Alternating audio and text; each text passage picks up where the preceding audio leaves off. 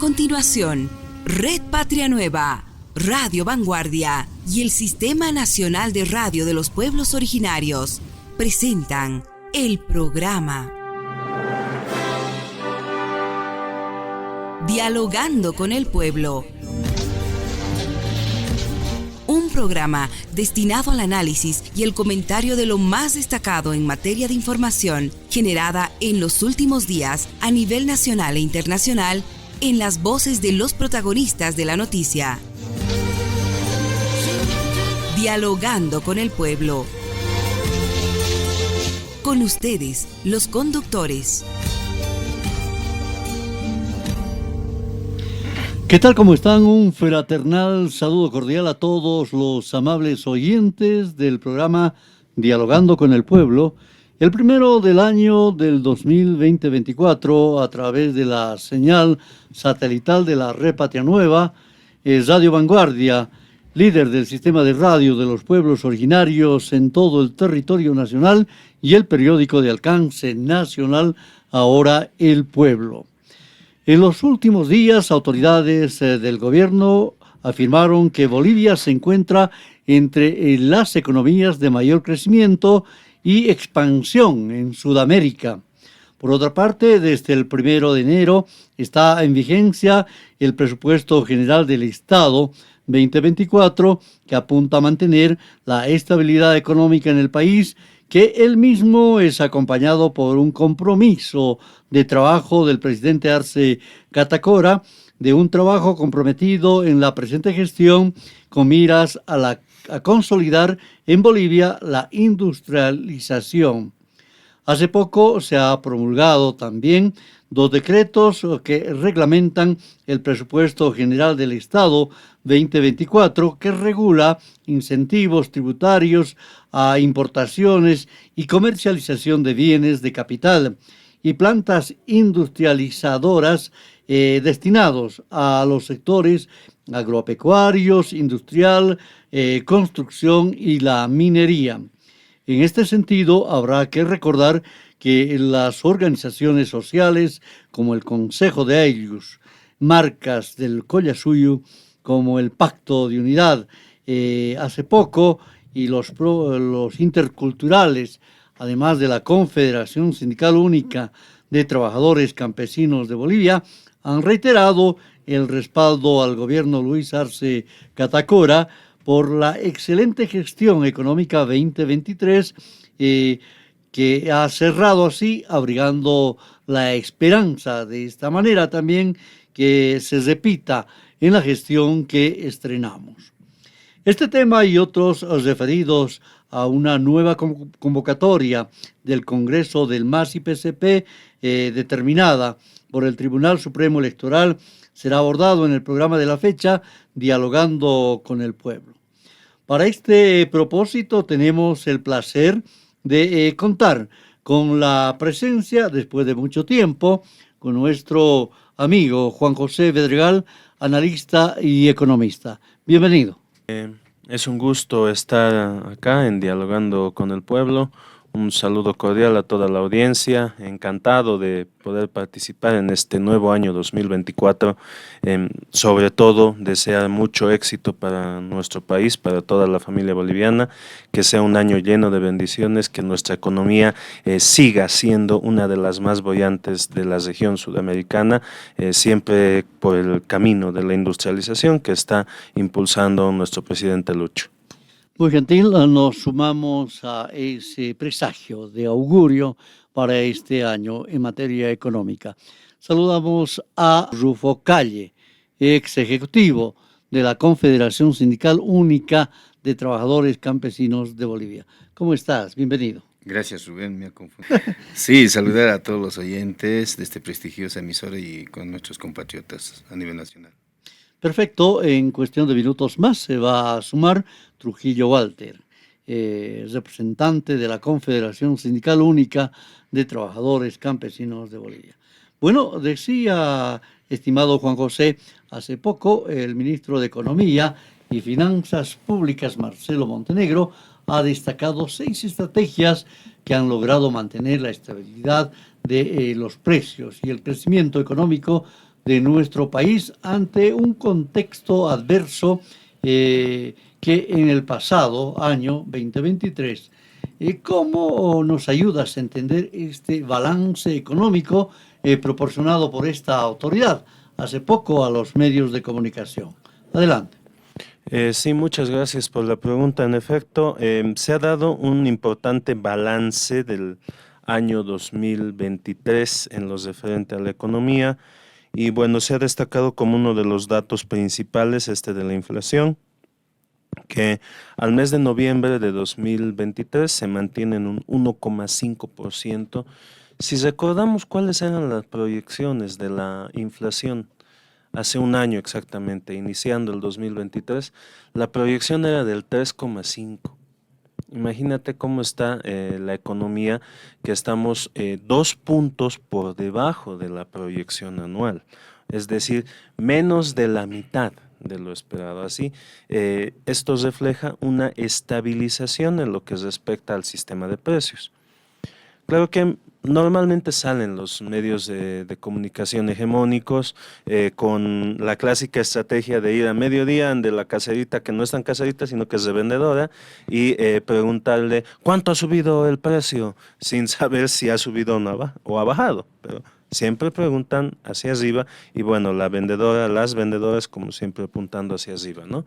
Y generan ese efecto de señalizar o de instrumentalizar una inflación o una subida de precios. Pero sí, es lo que vemos en el mercado los fines de semana cuando vamos de corredores de bolsa, como lo decimos. Podemos encontrar que hay precios que suben como también precios que bajan.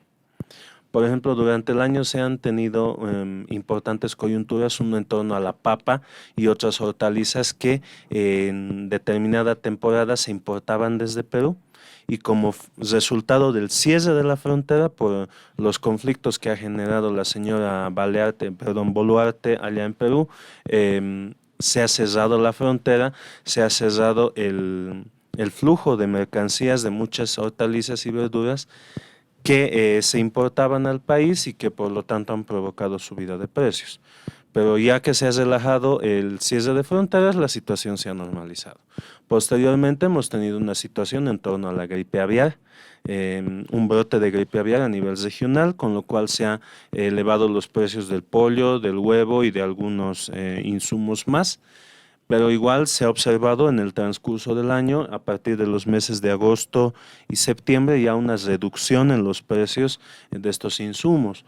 Lo mismo ocurre en torno a algunos granos que han estado subiendo de precio durante el año, pero que se han activado de diferentes mecanismos como la subvención, las medidas de política agroalimentaria para garantizar la seguridad y soberanía alimentaria, bajo las cuales se ha liberado distintos stocks de granos como sea maíz, arroz, trigo a los productores nacionales para poder estabilizar. Lo mismo con la harina a los panificadores.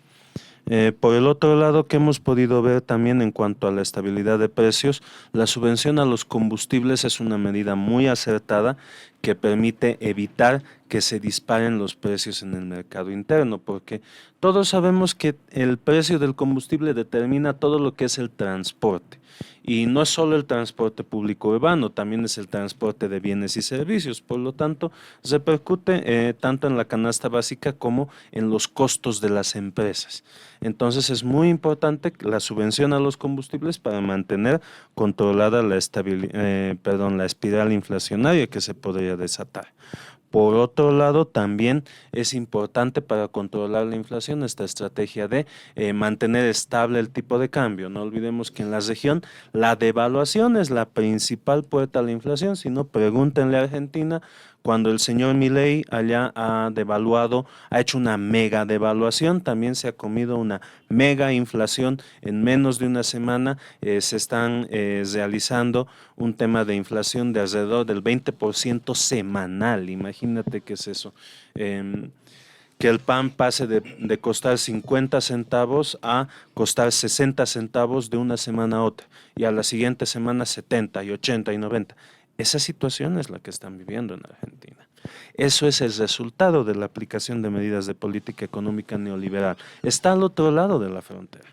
Mientras tanto, acá en Bolivia estamos teniendo esa inflación controlada gracias a este conjunto de medidas que acabo de señalar que, reflejan una estabilidad en el panorama interno de la economía.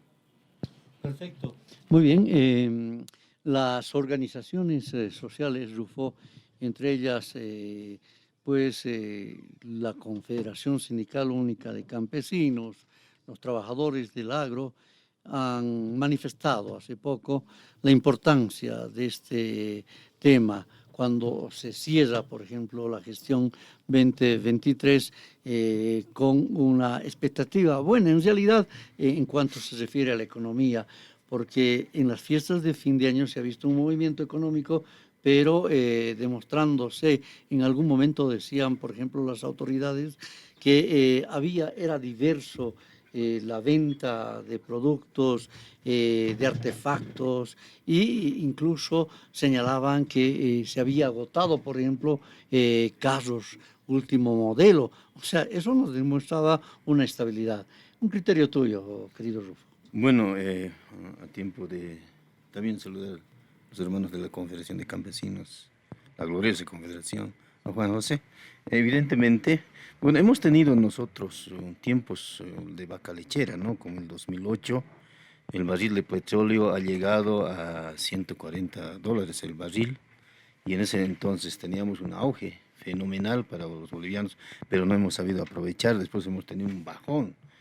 El peor momento, que ha sido 2020, ha llegado a $12 el barril de petróleo. Ahora ha recuperado evidentemente, pero también gracias a la gestión del gobierno ha apuntado sobre todo al sector productivo. Para mí eso me satisface porque yo soy del sector campesino, entonces por lo tanto eso para mí es una buena gestión, podríamos decir, 2023. Esperemos que el 2024 se pueda reforzar aquello, porque en este momento dependemos de materias primas. Bolivia depende de materias primas, ¿no? Pero para nuestra suerte en la economía tenemos ahí el mutún, tenemos por ejemplo el litio, tenemos después el nuevo descubrimiento de pozo petrolífero, porque durante 14 años no se había perforado, ni un pozo por lo menos que se haya perforado, ¿no? Entonces, por lo tanto, para nosotros es una buena recuperación. Y además, sostener la soberanía alimentaria en el país es fundamental para nosotros, porque si no, estaríamos en este momento en un bajón. No sería nada bueno para la economía, la microeconomía, sobre todo de los bolivianos. Perfecto. Y vamos a saludar a Trujillo Walter Cariapasa, de la Confederación Sindical Única de Trabajadores Campesinos de Bolivia, de la Comisión Orgánica. La misma consulta, querido Trujillo Walter, pues hemos cerrado en materia económica bien la gestión 2023, pero ello no hubiera sucedido sin el concurso de las organizaciones sociales que han dado lineamiento, que de manera permanente se han estado reuniendo con autoridades de gobierno. Adelante, bienvenido. Buenas tardes, hermano. Buenas tardes. Saludar al hermano Rufo, al hermano panelista, al hermano economista. Muy bien, buenas tardes. Bueno, primero que nada saludamos a nombre de la CSUTCB a la cabeza del hermano Lucio Quispe, la gloriosa Confederación Sindical Única, la cual es una organización grande, muy grande en espacio, en territorio. Nosotros como Confederación Sindical Única de Trabajadores Campesinos de Bolivia siempre vamos a respetar a los exdirigentes, siempre en mente tenemos esa camasa, ya, ese respeto, ya. Entonces, a partir de aquello como principio, hermano periodista, primero que nada, ponderamos y valoramos la gestión del presidente Luis Arce Catacora, ya. Paralelamente nosotros acompañamos esa gestión, ya. También es nuestra obligación acompañar, respaldar, pero eso no significa de que nosotros somos arcistas, ya, ni evistas. Nosotros somos dirigentes orgánicos.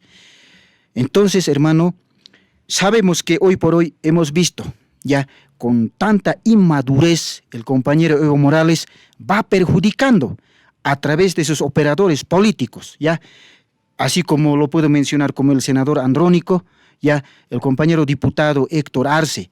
son estos personajes que van perjudicando la gestión del gobierno.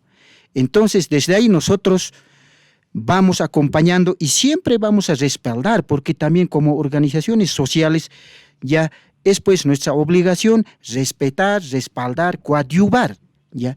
Nosotros como dirigentes venimos a gestionar proyectos que sean beneficiosos para el sector campesinado boliviano, para las provincias, por qué no decir para los municipios. En ese sentido, hermano Rubén, ponderamos la gestión, los logros, los proyectos que han ido enfocando el hermano presidente. Hemos visto también, son proyectos pues productivos, proyectos que a futuro, ya a mediano, a largo plazo, tienen una proyección, digamos, para poder generar ya ingresos económicos para las familias campesinas, para las familias de clase media y, ¿por qué no podemos decir, hasta para los empresarios privados? Entonces, desde ahí que nosotros hemos visto a la gestión del presidente pretende perjudicar y lo están realizando. Hemos visto hoy por hoy que en la Asamblea Legislativa Plurinacional los senadores, los diputados van perjudicando al no aprobar proyectos, programas, leyes que son en beneficio de la población boliviana. Entonces, nosotros de manera propositiva hemos visto la gestión del presidente Luis Arce para terminar la gestión 23 de manera eficiente. ¿Por qué? Porque el presidente tiene una proyección muy diferente al expresidente, porque el presidente va enfocando proyectos de envergadura, proyectos que a futuro y pueden generar ingresos, ya a través de aquello también podemos mejorar la calidad de vida, y eso es lo que buscamos los bolivianos, los campesinos. Vivimos en el campo, sufrimos, aún todavía, digamos, no es la cobertura a 100% en el tema de saneamiento, en el tema de agua potable, en el tema de proyectos productivos, caminos, ya, riegos. Entonces, son proyectos que son necesarios para el desarrollo del sector campesinado boliviano. Desde ahí que, hermano Rubén, nosotros repudiamos esa actitud de algunos parlamentarios, que lamentablemente la única tarea que hacen es perjudicar. ¿Ya? Entonces no compartimos. Desde ahí que van digitados, desde el Chapare, hay que ser bien claro, hemos sido muy claros desde el Cabildo, hemos marcado un hito histórico, ahí hemos dicho, nosotros no permitimos más caudillos, hemos dicho muy claro, y ahí ojalá no se presten. Algunos compañeros van como ovejas ya descarrilados, van detrás de aquellos. Ya, lamentablemente hemos sido manejados estos últimos años por un expresidente que particularmente se ha arropado de lo indígena, ¿no? Se ha colocado poncho, no se ha definido si hablaba quechua, aymara, nunca hemos visto un discurso de un idioma nativo, ¿ya? Hilata Rubén, Hane Uñectante, presidente, Pasire, Mara Pascucaro, hermano compañero Evo Morales Uparo, aymarat paliri, ne quechuat paliri, ¿ya? Hane Upari Yatita Kite, Kunakastas, Upapaleja, aymarat quechuatse, Haniwa, Caucansa ma discurso ma conferencia de prensa kunans cauquin suñatakit. Upanakan kipanaka japan arknakeja, ex emineristas, adenistas, ellos son el cerebro del compañero Evo. Ellos son el cerebro que han redactado esa constitución y precisamente hoy por hoy ellos también no quieren cumplir esa constitución que de repente lo han redactado mal. Sin embargo, el pueblo boliviano ha aceptado. A partir de la Asamblea Constituyente y los otros procesos que han venido, hemos aceptado. Ya, hoy por hoy el pueblo boliviano se está dando cuenta de que esta redacción, que quizás no era la adecuada, porque ellos no quieren respetar las normas, las leyes vigentes, quieren vivir fuera de un Estado de Derecho, quieren desconocer normas, leyes. Por tanto, como CESUD se ve, nosotros siempre vamos a hacer cumplir lo que dice cualquier institución autorizada, en este caso el TCP, ya hay que cumplir, la norma, la ley es para cumplir, es obligación cumplir cada ciudadano como corresponde, hermano Rubén. Perfecto. A tiempo de dar la bienvenida a nuestro compañero, también amigo Wenceslao Díaz, de la Confederación Sindical Única de Trabajadores Campesinos de Bolivia, le hacemos la siguiente consulta. El presidente Arce Catacora hace poco ha vaticinado que la unidad de las organizaciones sociales en la gestión que estábamos estrenando ha de lograr propósitos importantes y va a continuar acompañando este tema de la economía que hemos arrancado muy bien. Muy buenas tardes, hermanos, muy buenas tardes, hermano periodista. Mando un gran saludo a todos los hermanos campesinos de toda Bolivia, toda la audiencia. La pregunta, hermano, sí, obviamente nosotros como organizaciones sociales estamos unidos sólidamente en su estructura orgánica, consolidados.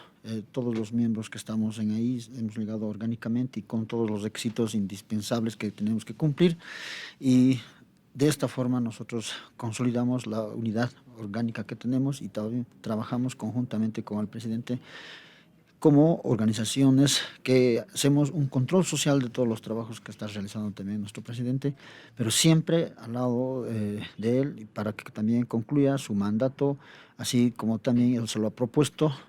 Tiene muchos planes en acción que se ha mostrado ya algunos, y algunos están en pleno trabajo. Nosotros vamos a apoyar todos esos procesos, más que todo es la industrialización que se está manejando. Estamos en eso, vamos a apoyar eso. Queremos tener ya nuestra propia planta, digamos, que haga textiles. Esa tela viene del exterior, no tenemos acá todavía eso. Nuestras plantas todavía no están funcionando, hasta donde sabemos que ya están construyéndose las plantas de químicos. Con eso ya vamos a ir nosotros mismos como bolivianos mejorando nuestra industria, nuestros textiles y todos los derivados que puedan salir de esas plantas.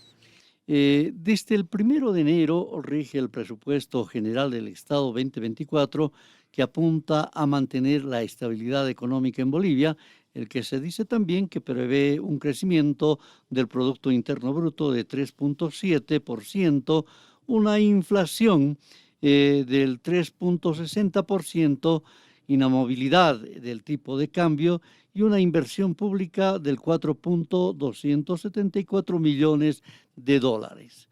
Este presupuesto destina recursos económicos más en el área de salud, educación y referidos a las necesidades que tienen los municipios del país. Juan José, ayúdanos a comprender estas bondades del presupuesto general del Estado que ya está en vigencia desde el 1 de enero. Adelante.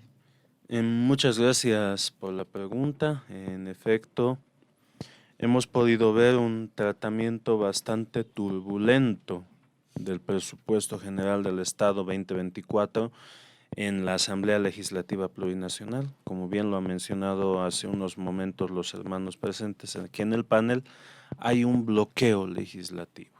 Ya no se puede ocultar más a la población que este bloque político de legisladores conocido como bancada radical, que responde al expresidente Morales, están asumiendo un rol claro de bloqueo a medidas económicas.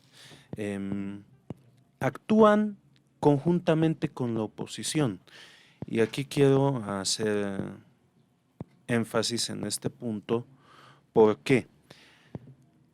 En la papeleta, en las elecciones del 2020, se ha elegido al presidente Lucho Arce, al vicepresidente David, junto con todos sus legisladores. Ha sido electos por voto popular.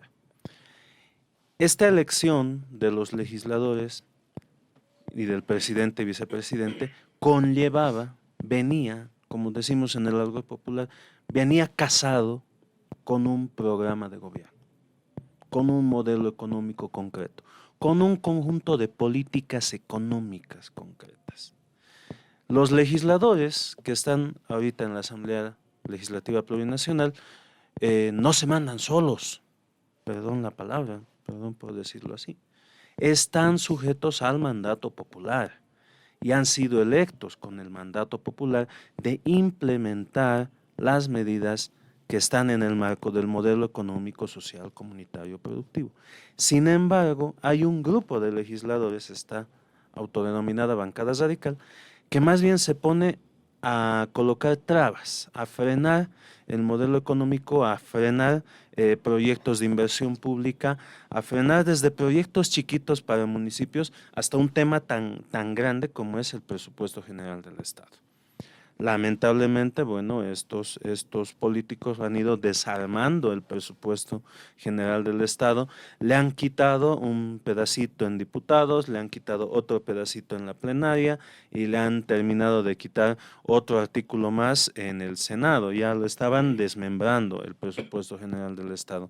En este aspecto, la Constitución más bien es sabia y establece la entrada en vigencia automática del presupuesto general del Estado si es que no se concluya el debate en los últimos 60 días del año 2023. Ha pasado ese plazo y, bueno, no ha habido una aprobación, una sanción de este proyecto de ley en la Asamblea y, en efecto, a partir del 1 de enero, como se llamaría, por el imperio de la ley, por el imperio de la Constitución, entra en vigencia el presupuesto general del Estado 2024. Y qué lindo sería hacer este comentario de que todas las leyes económicas pudieran ser aprobadas de esta manera. Quizás hay que considerar eso para un futuro desarrollo constitucional, ¿no? Porque las medidas de política económica tienen un matiz muy importante. Necesitamos la aplicación de estas medidas. Al hablar de créditos internacionales, por ejemplo, estamos hablando de créditos que tienen nombre y apellido. Carretera de aquí hasta allá, puente aquí, puente allá, aeropuerto de acá, riego para tantos municipios, turismo para tantos municipios. ¿Qué necesidad hay de que estar esperando la voluntad política de estos legisladores para aprobar medidas de política económica urgentes? Lo mismo pasó con la Ley de Fortalecimiento de las Reservas, conocida como Ley del Oro. Llegó a la Asamblea el 2021. Se promulga en 2023, 2 años en los cuales el país hubiera podido estar recuperando reservas internacionales. ¿Quiénes han producido estos desbarajustes? Los legisladores que están frenando la economía. En este aspecto, y bueno, ya para entrar a la respuesta a la consulta que nos decías, este presupuesto general del Estado para este año 2024 garantiza 3 pilares de la política económica. El primero es la estabilidad económica con las variables que has mencionado.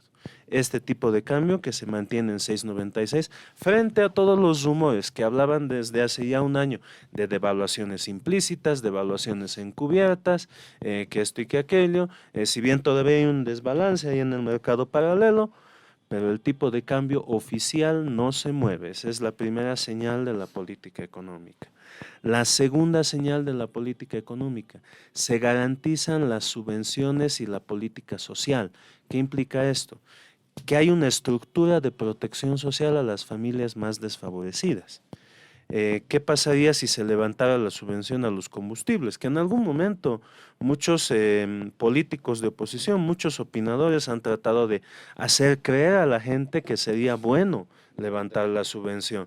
Bueno, simplemente a la gente preguntarle, claro, levantamos la subvención el día de hoy y mañana cuando a nuestro amigo del transporte público, al minibusero, le toque ir a cargar gasolina, va a pagar 3 veces más por el litro de gasolina, 3 veces más por el litro de diésel.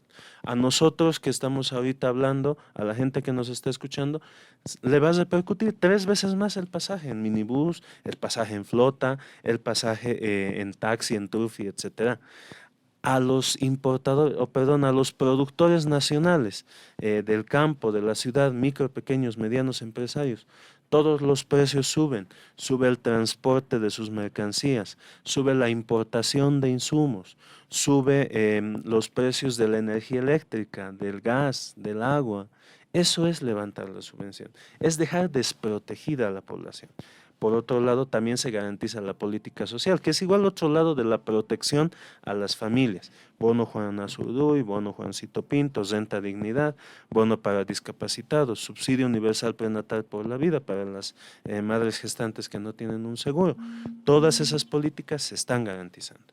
Y en un tercer pilar de la política económica, que es el que está cobrando más relevancia este último tiempo, se está garantizando la inversión pública productiva, que está destinada a la industrialización de los recursos naturales.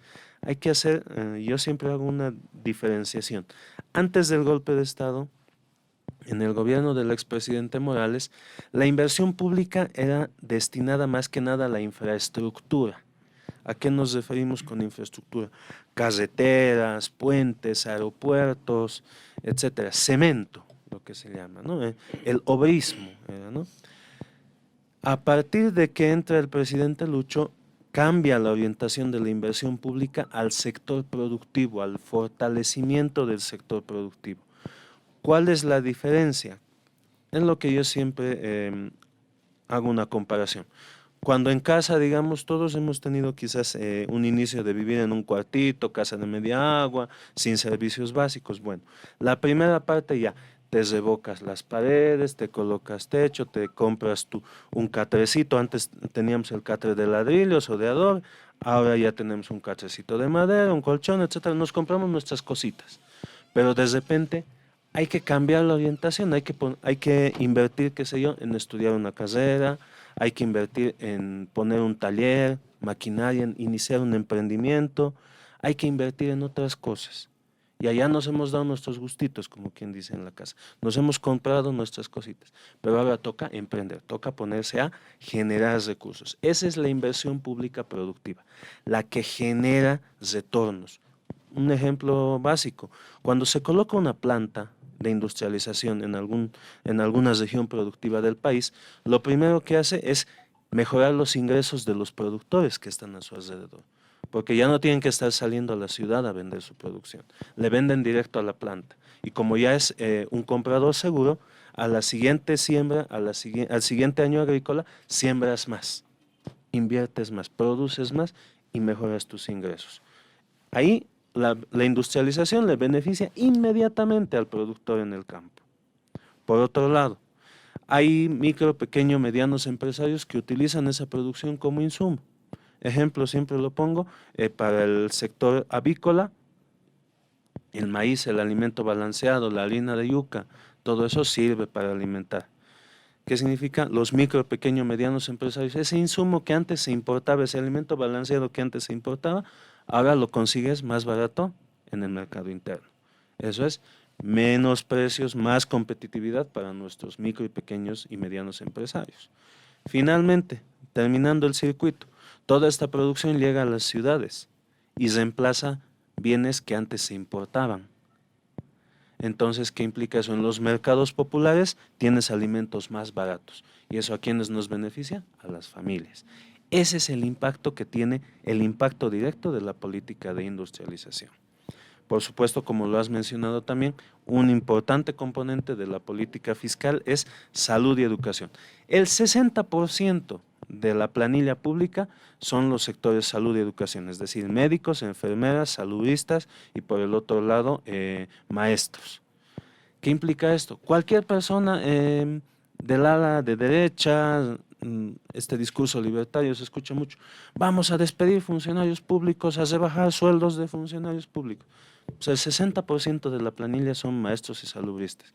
Por lo tanto, cada que escuchemos ese discursito de reducir el sector público, de reducir sueldos al sector público, alerta, señores del magisterio, alerta, señores salubristas, sindicatos en salud, al que le están apuntando no es a los ministerios, no es a los legisladores, no es a ningún lado, es a ustedes, a salud y educación, es a quienes están apuntando los políticos de derecha cuando promueven ese tipo de políticas, a reducir la salud y la educación para la población.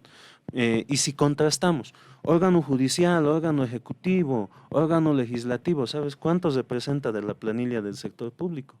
Ni el 5%. El grueso es salud y educación. Le siguen Fuerzas Armadas y Policía. Entonces ahí tenemos que ver justamente cuáles son las prioridades de la política fiscal. Eso es en conjunto quizás un resumen de lo que nos está brindando este presupuesto general del Estado para este año que iniciamos, este 2024. Muy gentil, Juan José. Rufo, se afirma que en el gobierno de Luis Arce Catacora, en el tercer trimestre de la gestión pasada, 2023, se habría logrado una tasa de desocupación, dice, de un 3.6%, la más baja de América Latina. Sin duda, este hecho es importante, incluso esto se habría registrado antes incluso de lo que significaba la pandemia. Un criterio sobre ese particular. Importantes los datos, ¿no? Y lo que decía también Juan José. El Estado boliviano se está sosteniendo. Creo yo debo ser sincero, en la época en los 14 años, el artífice de la economía nacional fue pues el ministro. En ese entonces Luis Arce Catacora era ministro, ¿no es cierto?, de Evo Morales. Él ha sostenido prácticamente la economía. La economía es la parte neurálgica de todo Estado. Si en la casa no hay plata, el mal necesario pues no va a funcionar nada prácticamente. Entonces por ese lado hay que ponderar esa situación, no podemos tapar el sol con un dedo. Bolivia hoy se encuentra con un crecimiento económico de 2.2% y una tasa de inflación 1.5%. Estamos ahí, entre los mejores en Latinoamérica. Ahora, ¿qué quieren los diputados, como decía aquí el hermano Walter? Quieren el fracaso del gobierno, desestabilizar. Quieren ver como en Argentina. Argentina en este momento está viviendo una inflación galopante, como en los tiempos de... Yo recuerdo con mi papá, vendíamos un ganadito, recibíamos en bolsas grandes, en yutis, y al día siguiente apenas comprábamos una bicicleta con ese toro grande, ¿no? Vendíamos en 5.000, por decirte, una bicicleta que ya costaba ese mismo costo, imagínense, es galopante en Argentina, no podemos llegar. Entonces, por ejemplo, ellos felizmente, y es irresponsable del señor Evo Morales, ha anunciado en su tiempo, en 2010, si no me equivoco, me corrigen ustedes, se ha intentado pues bajar, es decir, retirar la subvención a los combustibles, ¿no? ¿Qué ha pasado? En plena Navidad se ha levantado la población, casi lo sacan a Evo Morales, por lo tanto, esa es responsabilidad de todo gobierno. Entonces no podemos ser nosotros irresponsables, ¿no? Él dice, no, hay que levantar la subvención, claro, ¿no ve? Se va a caer el gobierno con eso, ¿no es cierto? No solamente el gobierno, sino el país se cae, la economía se cae de nuestro país. Entonces, por lo tanto, lo que rescato acá de Juan José en su alocución es que el gobierno está apuntando a una inversión pública, productiva, que es importante, y eso tienen que tomar en cuenta nuestros hermanos de la CESUTCB, ¿no es cierto? La CESUTCB tiene que ser proponente, hace rato decía el hermano Cari, ¿no? Proponente, coadyuvador en este gobierno. Los anteriores gobiernos tradicionales era pues nuestro enemigo, yo era enemigo de ese entonces, por eso no le hemos sacado a Gonzalo Sánchez de Lozada. Ahora tenemos un gobierno amigo, por lo tanto hay que contribuir, ¿no es cierto? No hay que desaprovechar esa oportunidad también. Eso no quiere decir que te estás entregando al gobierno, sino que estás proponiendo planes, programas, en fin, porque tenemos gente en la CESUTCB, tenemos pues ya con estudios académicos, en fin, ¿no? Yo por eso saludo y me hace muy un grato compartir con la CESUTCB. Ahora bien, quiero terminar con esto de los diputados, senadores, ¿no? Están persiguiendo la caída, o sea, de desestabilizar la economía del país, ¿no es cierto?, a título de no estar de acuerdo con sus políticas de grupo, de persona, de un caudillo, porque Evo Morales jamás fue en esa categoría de líder, ¿no? El líder cuida nosotros en Aymara decimos Tamaru, ¿no? O Iguachaña, Yatichaña, o es decir, enseña, el legado deja al grupo, pero el caudillo no lo tiene él, hasta el cementerio se lo quiere llevar, entonces no podemos permitir, más bien él es el que quiere proscribir a los jóvenes, quiere proscribir a las futuras generaciones, que prácticamente ha hecho un daño, ya es el momento. También su ciclo ha terminado, yo simplemente quiero decir al señor Sapo Romero, el Chapi Chávez, no le asesoren mal, sino que orienten bien. Están engañando al señor Evo Morales, ¿no? No le mientan, lean bien el último sentencia constitucional 1010, quebrado 23, claramente dice, ¿no? Ellos han utilizado los principios de la CIDH, del Pacto de San José, ahora la misma CIDH ha devuelto con una opinión consultiva, ¿no? El 2021, donde dice la reelección indefinida no es un derecho humano, sino que es un derecho político. Además, además viola los principios de la democracia representativa de todo país, de todos los estados, ¿no? En este caso ha acudido Colombia como un estado garante de la constitución política del estado, ¿no? Ha estado Argentina, ha estado Venezuela, Brasil, pero ha tenido que acudir, mira, un otro estado, no nosotros, un estado, y ha contestado con una resolución, y por lo tanto la sentencia de constitución básicamente se fundamenta en esa opinión consultiva de CIDH. Perfecto, me diste pie a una consulta para nuestro amigo dirigente de la Confederación Sindical Única de Trabajadores Campesinos de Bolivia, Walter. Hace poco, Evo Morales ha denunciado la existencia de un plan negro, dice, en su contra, y que la misma va a ser ejecutada el 28 de enero para dejarlo inhabilitado. Declaración formulada como efecto de la determinación que decía aquí Rufo, del Tribunal Constitucional Plurinacional, que señala que la reelección indefinida en el país no existe y que no es un derecho humano. ¿Qué criterio tiene la Confederación Sindical Única? Bueno, hermano Rubén, primero que nada, la reelección continua o discontinua no es un derecho humano, no es. Lo segundo, evidentemente el pueblo boliviano, el sector campesinado boliviano, la clase media, de manera más clara y atento están analizando y van analizando. Ya lo ha dicho compañero Rufo, hoy por hoy los compañeros del sector campesino ya sabemos leer, escribir. Ya. Ahí, ¿cuál es la figura? Evo Morales maneja de un plan negro. Nosotros como Confederación Sindical Única no entendemos de qué plan negro el compañero Evo habla. Primera cosa, compañero Evo Morales está siendo mal asesorado, entre comillas, con su equipo jurídico. Ya. Wilfredo Chávez, Víctor Hugo Chávez, ya. Estos compañeros lamentablemente, poco a poco, gradualmente lo están enterrando, ya. A pesar que el ciclo de compañero Evo Morales ya ha terminado, ya.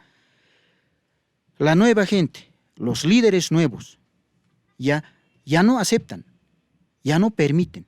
¿Por qué? Porque el compañero Evo Morales aniquila a la gente librepensante, a la gente ubicada, a la gente preparada. Tiene mucho odio. Por eso hemos visto, hermano Rubén, ¿hasta cuándo va a ir hablando, indicando de que existe un plan negro? Un plan negro no hay en absoluto. El presidente o el gobierno nacional no tiene ningún plan negro, ni las organizaciones, en particular la CESUTCB, de manera más respetuosa. Es más, nosotros, antes del cabildo, hemos invitado, hemos dicho que es nuestro compañero, un líder lo hemos considerado. Pero el tiempo, el transitar nos ha dado de que este compañero tiene ese comportamiento de un tirano, ¿ya? Mencionan algunos diputados, senadores, comandante. No hay tal comandante. Nosotros no entendemos. Un comandante, caudillo, un compañero que no respeta, ya practica la división, el odio, ya tiene odio ya a los nuevos liderazgos, no quiere generar nuevos elementos que puedan encaminar este Estado, nuestro Estado plurinacional de Bolivia. Entonces, ahí el compañero Evo Morales, de manera tácita, está muy equivocado. Primero, en victimizarse. Y esa es la teoría. Un elemento importante es que este compañero siempre está acostumbrado de victimizarse. Eso es la estrategia. Eso es la estrategia de la extrema derecha boliviana también. Y ahí está Carlos Romero, ahí está el ex ministro de gobierno. Son estos compañeros que de manera muy equivocada lo están induciendo al abismo. Entonces, ¿qué plan negro puede existir o puede haber? ¿Cuál importante siempre es el compañero Evo Morales? ¿Cuál importante es? ¿Por qué le dicen comandante? ¿Quién es él? Yo por lo menos como dirigente de la Confederación puedo decir quién era buen líder, quien realmente, aunque radical, compañero Felipe Quispe, al cual puedo respetar, lo he respetado, ya he tenido la oportunidad de conocer y conversar con el compañero, ya a él sí reconozco de manera personal como dirigente, ya como vengo de la comunidad subcentral, central, provincial, departamental, a él sí merece respeto. Hemos visto a Román Loaiza, ¿qué es lo que ha hecho? ¿Qué ha pasado con Felimón Escobar? ¿Qué ha pasado con el compañero Lino Vilca? Él sí tiene plan negro. Ese es su plan negro de aniquilar a la juventud, a la gente ubicada, formada. ¿Ya? Ese es su plan negro del compañero Evo. Tal, entre comillas, ese plan negro que manejan, no existe, pues. Recalco, hermano Rubén, ¿qué es lo que busca el hermano Evo? ¿Qué quiere? Por favor, deje pues a la gente nueva, que deje gobernar, ¿ya? Él mismo, él desde Argentina ha nominado y ha definido para que sea como presidente de nuestro estado el compañero Arce Catacora, Lucho. Por tanto, ahora, hoy por hoy, va atacando, va boicoteando, porque el presidente lo está llevando para que este país ya por definitivamente no seamos pues un país ya totalmente atrasado, totalmente atrasado. Al tener ese tema de proyectos de gran envergadura, el tema de litio, mutún, plantas de industrialización, las lecherías, al menos pues genera pues, aquí el compañero de manera clara interpreta, genera pues indicadores económicos positivos, ¿ya? Y eso pues nos da estabilidad laboral, ingresos económicos a las familias bolivianas. Muy bien. Perfecto, querido Walter, muy gentil. Se dice que el desembarco de un banco chino en el país es una realidad, porque los bancos Unión de Bolivia y el Industrial and Comercial Bank of China ultiman detalles la firma de un convenio para operar transacciones en yuanes. ¿En qué nos ayuda este hecho a los bolivianos? ¿Se va a desterrar al dólar? ¿Esta moneda norteamericana pierde terreno en el país? Ayúdanos a comprender, Juan José. Muchas gracias por la consulta. Es muy importante destacar este punto. A nivel internacional, hace más de 80 años prácticamente que el dólar es la divisa de intercambio internacional desde la Segunda Guerra Mundial. Pero ¿qué es lo que ha pasado? Nada es para siempre. Esta es quizás la mayor expresión de la decadencia de la hegemonía estadounidense. Hace 15 años ha pasado un evento que los economistas lo vamos a referir de aquí a 50, 100 años en el futuro, se va a recordar este evento. El 2008 ha habido una crisis financiera internacional. La economía estadounidense se fue a pique. La bolsa de Nueva York se fue a pique. Fruto de la especulación financiera, este negocio de generar dinero sobre dinero sobre dinero sin que incremente la producción de bienes y servicios, la producción real de bienes y servicios. ¿Qué es lo que ha pasado a partir de entonces? Todos los países a nivel internacional se han dado cuenta de que había una fragilidad en la economía estadounidense. Se han dado cuenta que había una fragilidad en la moneda estadounidense. A partir de ahí, las principales potencias económicas a nivel global han empezado a comprar oro como una moneda de refugio frente al dólar, a ese dólar que se estaba cayendo. ¿Y qué ha hecho Estados Unidos para reaccionar a esa crisis? Algo que en economía el propio neoliberalismo lo tiene prohibido, que es sacar la maquinita de imprimir billetes. En Estados Unidos hicieron este famoso rescate financiero. Y lo que siempre les han cuestionado a las autoridades de entonces, al señor Obama, a Barack Obama se le cuestiona, que ese dinero impreso sin sustento real en la economía estadounidense se haya entregado a rescatar a bancos, cuando se tenía que utilizar o se podía utilizar para rescatar a los deudores que habían quedado arruinados, a la población que quedó arruinada, que perdió su casa, que perdió su trabajo. En lugar de rescatar al ahorrista, al prestatario, se rescató a los bancos. ¿Qué pasó a partir de ahí? Mayor fragilidad en la economía estadounidense, porque no resolvieron el problema del desempleo que generó esa crisis. No resolvieron nunca el problema de la gente que quedó sin hogar. Hay más de 30 millones de personas sin techo en Estados Unidos. No resolvieron el tema de la crisis del desempleo y como resultado de esto, mucha gente, muchos trabajadores depauperados y explotados, sobreexplotados en Estados Unidos, han caído en las drogas y están en una crisis histórica por el consumo de opioides, que son drogas fuertes allá. Hay gente que se muere adicta a los opioides. Todas estas crisis la economía estadounidense no las ha resuelto. Solamente han sacado la maquinita de imprimir el dinero. Como resultado de estos 15 años, la economía estadounidense está en constante declive. Es una economía que vive de la deuda. Es una economía que está endeudada por encima del 100% del Producto Interno Bruto. Para ponerle un ejemplo a la población que nos está escuchando, imagínense que tienen una deuda con el banco. Todos hemos tenido alguna vez esa situación.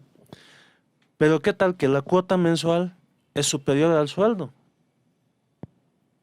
Tengo que pagar 10,000 y mi sueldo es 8,000. Estamos realmente complicados.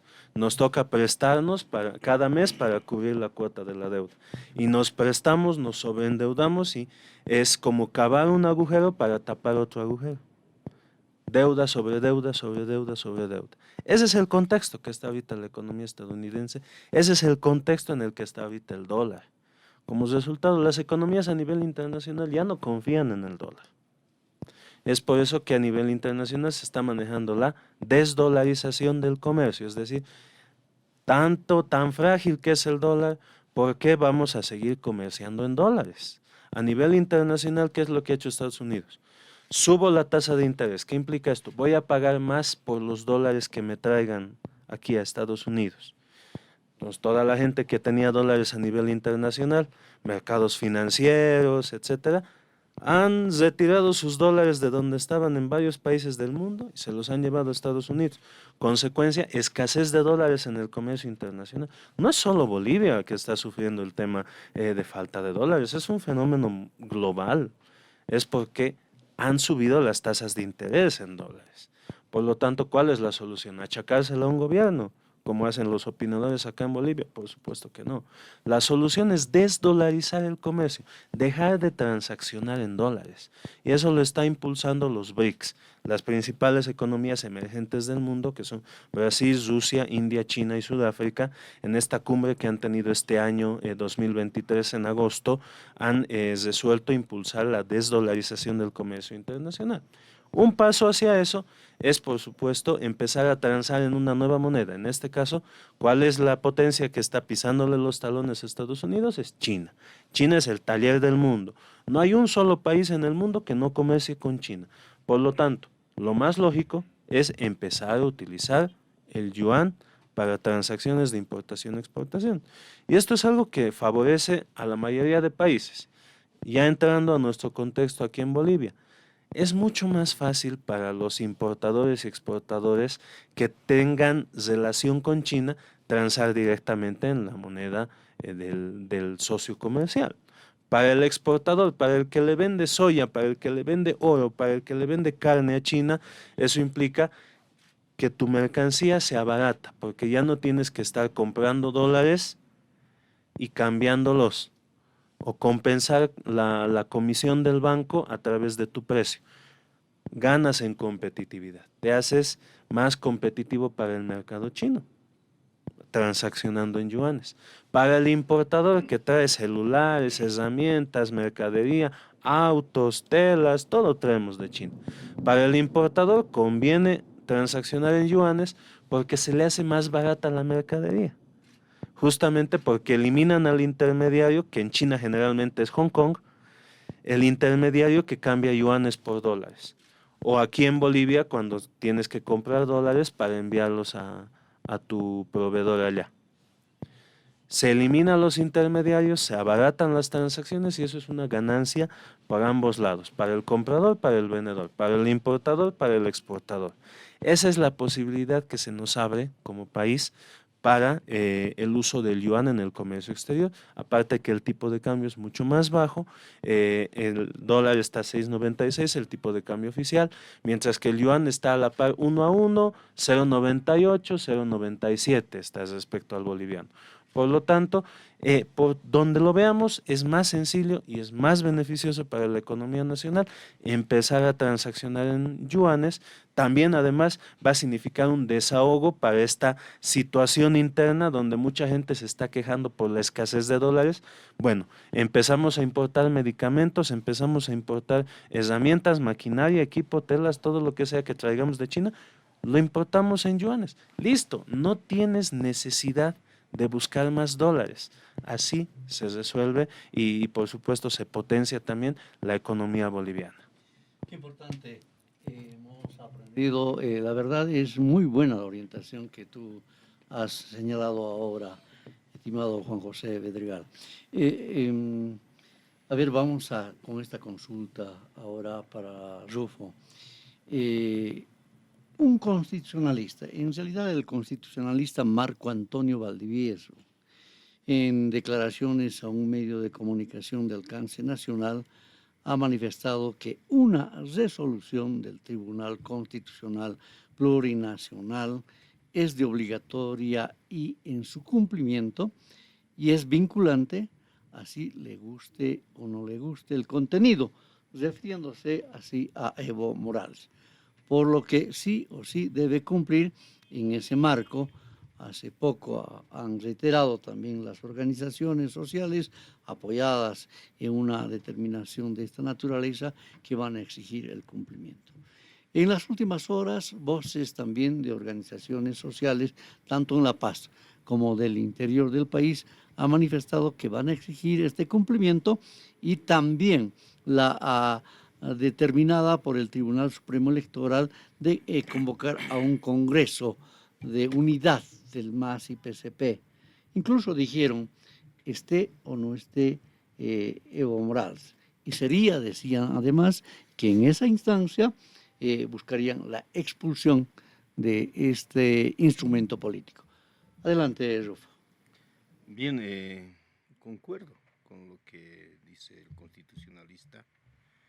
En la parte dogmática, donde es argumentación jurídica del fallo del Tribunal Constitucional, la sentencia 1010 explica todo aquello, ¿no? Y recoge especialmente lo que establece la opinión consultiva de CIDH. Por lo tanto, restablece los derechos fundamentales que está enmarcado en la Constitución Política del Estado y sobre todo en el artículo 168, ¿no? 2 periodos, no hay más, en el tercer periodo no hay. Los abogados de Evo Morales esa parte soslayan, parece que leen pero no quieren decirlo, no son sinceros, tienen que ser sinceros con la población. Por otro lado, esta sentencia constitucional es vinculante, marca una línea convencional, el control convencional, porque nuestra Constitución Política del Estado, el artículo 410, ¿no?, enmarca y establece de los convenios internacionales. Cuando le convenió a Evo Morales Saima en 2017, ¿no?, cuando resuelve este tema, el Tribunal Constitucional, pero con anteriores magistrados en ese entonces, ¿no?, la sentencia constitucional 0084 quebrado 2017 también recoge los principios, pero tergiversa en la parte dogmática, es decir, el espíritu que explica qué es un derecho humano y qué es un derecho político. O sea, confunde a la población que el derecho político también se convierte como derecho humano. Derecho humano es aquel que viola tu libre expresión, derecho humano es el que viola la vida, tu libre locomoción, ¿no es cierto? Entonces, por esa situación, el Estado, que es garante, Colombia, ha solicitado también esta aclaración y ha resuelto la misma CIDH, es decir, le ha dado un sopapo a Evo Morales. No es así, a sus asesores, a la misma sentencia constitucional, ¿no? En este momento deben estar escuchando a aquellos que han sido magistrados en ese entonces. Entonces, ellos van a ser procesados, estimados de la Confederación, porque este fallo se emite automáticamente, deja sin efecto el fallo que es el 0084 quebrado 2017. Por lo tanto, es vinculante, es de cumplimiento obligatorio para todos los bolivianos. Aquellos que quieren ser presidentes, vicepresidentes a futuro, pueden ejercer 2 periodos, es decir, pueden elegirse por una y por la segunda vez, y más no está establecido en la Constitución política. Si fuera otra tercera vez quieren forzar, es contraria a los principios de la democracia representativa. Eso es lo que establece la misma CIDH, por lo tanto, en Bolivia ahora es de cumplimiento obligatorio. Perfecto, Walter. Casi en esa dirección. Hace poco los del Pacto de Unidad, la Confederación Sindical Única es integrante, es parte del Pacto de Unidad. Han manifestado y han sido contundentes. Vamos a convocar a un congreso, con o sin Evo. ¿Tienen ya la fecha de este evento? ¿Se ratifica en La Paz? Bien, hermano Rubén, de hecho, nosotros como parte fundadora, ya las 3 matrices, las organizaciones como la Confederación, las Bartolinas, interculturales, estas 3 organizaciones grandes, las matrices fundadoras de este instrumento político, de inicio nosotros hemos insistido, hemos sido muy respetuosos, orgánicos, a pesar de que ellos han modificado a la medida el estatuto han confeccionado sin consultar, ya de manera improvisada. Ellos han llevado a Chapare para poder confeccionar este estatuto del MAS. ¿Ya? Sin embargo, nosotros como CESUTCB, como cabeza del pacto, a la cabeza del compañero y hermano Lucio Quispe, es el único ejecutivo nacional de la CESUTCB, a la cabeza de la Confederación, siempre hemos sido respetuosos. Ahora, hemos enviado cartas, notas, pero lamentablemente esa lógica, ya, ese odio que tiene sus asesores del compañero Evo Morales, lo están enterrando poco a poco. Ahora, nosotros de manera categórica afirmamos de que estas 3 organizaciones son las fundadoras. Ya muy claramente ha habido un fallo, ha habido un documento bien claro de que ese congreso que hicieron, o el ampliado, o la reunión de la UKN, no tiene pues ninguna legitimidad. Por tanto, nosotros, viendo esa situación, haciendo lectura, interpretando ese estatuto que hasta ellos han confeccionado a su medida, hemos sido muy respetuosos. Ahora, nosotros, como cabeza de pacto, ya tenemos la Confederación, comisiones, por comisiones trabajamos nosotros. Quien habla es de la Comisión Orgánica Presidente. Entonces, nosotros en la Confederación tenemos una comisión política que está a la cabeza como presidente el hermano Hugo Casillas de Cochabamba. Ya, nosotros nos manejamos así, abierto, claro. Ya no es como antes la CESUTCB era servil. Si no le caías bien al caudillo, ya, a un lado. Si no pensabas como ellos, a un lado. Ya, tus intervenciones, tu opinión no valía nada, ya, si no cumplías el orden desde arriba. Ahora somos amplios, respetuosos, y ahí nosotros hemos convocado al compañero Evo Morales. Sin embargo, hizo caso omiso, no ha venido. Bueno, no, siempre tiene ese odio, siempre nos han manejado, dividiendo.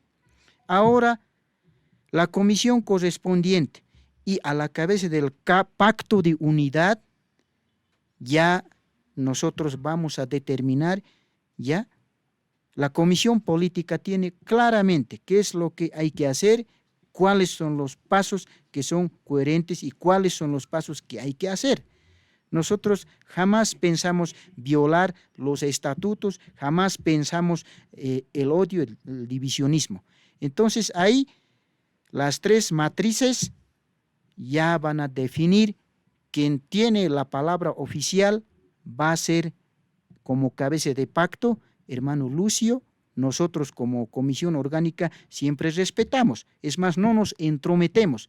Ahí verá, hermano Rubén, somos orgánicos, porque no podemos violar, acaparar cargos. Entonces la persona indicada en este caso es el compañero Hugo Casillas, quien tiene la respuesta a detalle, pero sí tenemos una idea bien clara, una visión país, donde sí el pacto se tiene que respetar y se va a hacer respetar. Sí, si los compañeros, me refiero al compañero Evo Morales, si va a estar con esa terquedad, va a estar con ese odio, bueno, pues hay plazos, procedimientos, tiene que respetar. Si queremos marcar unidad, si queremos respetar a las organizaciones sociales, ya una persona tiene que ser respetuoso, orgánico. Ahora, caso contrario, nosotros, como corresponde, vamos a tener que actuar nomás, ¿ya? Entonces yo creo que estos días están en análisis, precisamente el pacto se está reuniendo. Entonces ahí ellos van a sacar determinaciones claras y concisas, hermano. Punto muy importante, el de las reservas internacionales. Hay que destacar algo muy importante, por ejemplo, en el último documento de la CEPAL, del balance preliminar de las economías de América Latina y el Caribe, se refleja una tendencia en los últimos 4 años, desde la pandemia, a una reducción sostenida en las reservas internacionales en toda América Latina y el Caribe. Hay pocos países, a lo mucho de Centroamérica, que tienen repunte en sus reservas internacionales, pero son bastante marginales. Son muy pequeños los montos. Hablando de los principales países de la región, hay un fenómeno regional de reducción de las reservas internacionales. Y esto hace justamente a la dinámica de esta variable, de lo que son las reservas. A la gente se le quiere hacer creer, hay la visión muy difundida de que las reservas son como las joyas de la abuela que están ahí guardadas bajo el colchón. Es lo último que tenemos los bolivianos. No, falso. Si queremos hacer una comparación de las reservas internacionales, hay que decir, hay que compararlo con la billetera. Es la forma más sencilla de ejemplificar las reservas. Es de dónde salen las transacciones del país hacia el exterior y es donde se depositan todas las transacciones que recibe Bolivia del resto del mundo. Esas son las reservas internacionales, son como la billetera del país. Entonces, ¿qué ha pasado en años pasados? Fruto de el negocio de los hidrocarburos, fruto también de una política fiscal adecuada, de tener superávits fiscales a partir de 2006, de las medidas de política económica que ha aplicado el entonces ministro Arce, hoy presidente, se ha tenido un importante monto en reservas internacionales. Es como decir, ha habido un tiempo que nos ha estado yendo bien, hemos llenado la billetera. Pero a partir de entonces, a partir de cierto punto también vienen serios problemas. A partir de 2014 bajan los precios de las materias primas, Ha habido poca inversión en hidrocarburos, en reponer las reservas de gas. Ahí, por ejemplo, yo recuerdo el 2019 que había un ministro de hidrocarburos que hablaba de que estábamos parados sobre un mar de gas en Bolivia. Quisiera saber, tal vez quisiéramos todos los bolivianos, tal vez ubicarlo al entonces ministro, a don Luis Alberto Sánchez, que venga hoy en día a decirnos dónde está ese mar de gas, en el que ellos han invertido y recontrainvertido, han perforado un montón de pozos y nunca han encontrado ese supuesto mar de gas, ¿no? Y el propio presidente Lucho lo ha mencionado en los recientes días de que él convocaba a los ministros de las áreas de hidrocarburos, de minería, para hablar este tema de coordinación de políticas productivas, de desarrollo en estas áreas, y no asistían, no les respondían ni al teléfono. Por lo tanto, ahí hay que ver qué tipo de manejo se ha hecho, ¿no? Antes del 2019, antes del golpe de Estado. Posteriormente, lo que se tiene es una política de manejo de las reservas en las cuales estamos afrontando una etapa post-pandemia. Se ha gastado en las vacunas, se ha gastado en insumos médicos, se ha gastado en equipamiento, en equipos de terapia intensiva, respiradores. Esos respiradores que la señora Áñez hizo desaparecer, el gobierno actual los ha tenido que comprar en serio. Adicionalmente, se ha impulsado la política de inversión pública que implica importar bienes de capital, maquinaria, equipo, plantas industriales. Adicionalmente, estamos en un contexto con la guerra en Ucrania donde los combustibles se han encarecido terriblemente y la subvención cuesta cada vez más. ¿Eso qué implica? En un ejemplo sencillo, está saliendo más rápido la plata de la billetera, lo cual no implica que la billetera esté vacía. Tenemos lo suficiente para hacer las transacciones. ¿Qué estamos hablando? Pagos de la deuda externa, pagos por las importaciones, ya sea de combustibles y de todas las importaciones que realizan los agentes económicos. Hay lo suficiente. Estas reservas internacionales son suficientes para cumplir con las obligaciones del país con el exterior. ¿Cuáles son las políticas que podríamos asumir para mejorar las reservas? Uno, frenar la especulación en torno al dólar. Cada persona que va al sistema financiero a comprar dólares sin necesitarlos, para guardar bajo el colchón o porque ha leído en el grupo de WhatsApp que cuidado pase algo mañana, el típico eslogan o la típica cadena de WhatsApp, cualquier persona que compre dólares sin necesitarlos le está haciendo daño a las reservas internacionales. Ojo, porque esos dólares salen de nuestras reservas.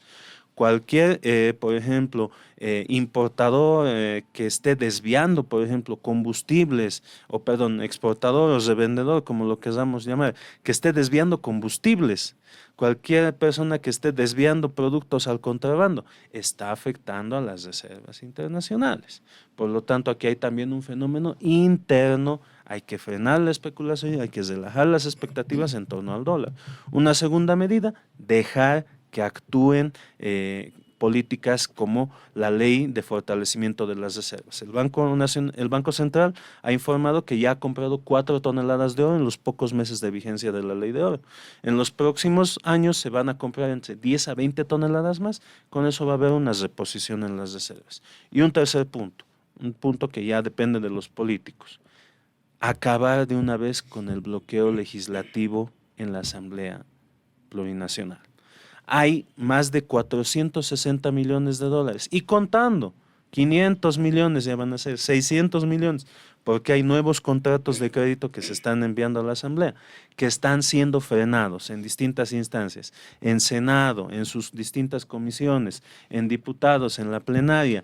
Hay proyectos de ley de financiamiento externo que están frenados. ¿Y qué es lo que pasa? Las obras se tienen que ejecutar. Si no hay el financiamiento externo, se ejecuta con recursos de las reservas. Eso es un daño, eso es un hueco que se les está haciendo a las reservas internacionales. Por lo tanto, ahí también ayuda bastante que los políticos de una vez levanten este bloqueo que tanto daño hace a la economía. Perfecto, muy gentil. Quiero agradecer a Wenceslao Díaz y a Trujillo Walter Cari, de ambos, de la Confederación Sindical Única de Trabajadores Campesinos de Bolivia. Rufo Cari, un abrazo, muchas gracias por estar con nosotros. Y bueno, a Juan José Bedregal, analista economista, que nos ha ayudado a entender varios tópicos en materia económica. Muchas gracias. Amigos oyentes, ustedes han sido muy gentiles por habernos prestado su atención hasta estos momentos. Nos despedimos hasta la próxima semana. Jayaya, Bolivia. Ayaya. Dialogando con el pueblo.